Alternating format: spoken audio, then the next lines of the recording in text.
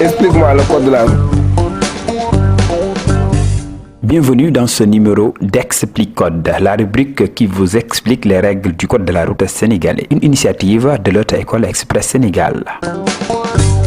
Au menu de ce deuxième numéro, le chargement du véhicule, caractéristiques, principe du chargement, en nombre, en hauteur, en largeur, en longueur, mais aussi on parlera du chargement à l'essieu des véhicules de transport de marchandises. Pour clôturer, nous aborderons les conséquences d'un mauvais chargement sur nos routes, nos véhicules, entre autres conséquences.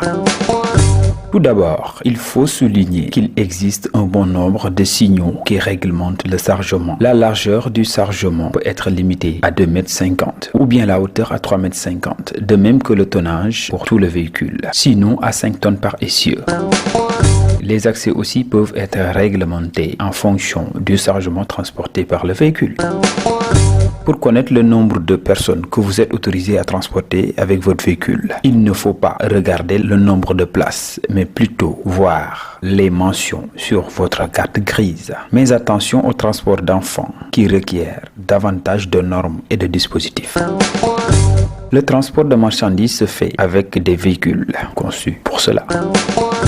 Toutefois, il faut respecter les normes du chargement qui renvoient à la hauteur, à la largeur, mais aussi à la longueur du chargement. Mettez un dispositif de signalisation dès que votre chargement déborde d'1 mètre sans dépasser les 3 mètres à l'arrière. Par rapport à l'avant du véhicule, notez qu'aucun dépassement n'est autorisé.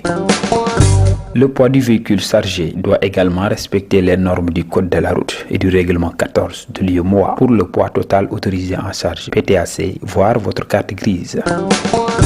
Concernant les limitations de charge à l'essieu, conformez-vous tout simplement aux dispositions du règlement 14 CMUEMOA de 2005. Cela vous évitera tout désagrément dans les postes de contrôle de charge à l'essieu. Ce règlement cible surtout les véhicules de transport de marchandises afin de préserver les routes d'une destruction prématurée.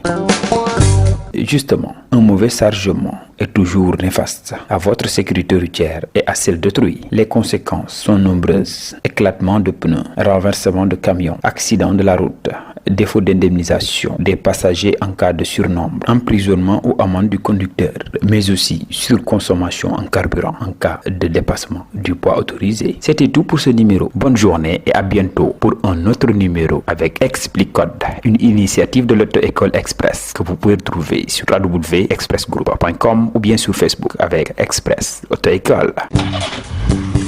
Explique-moi le code de la route.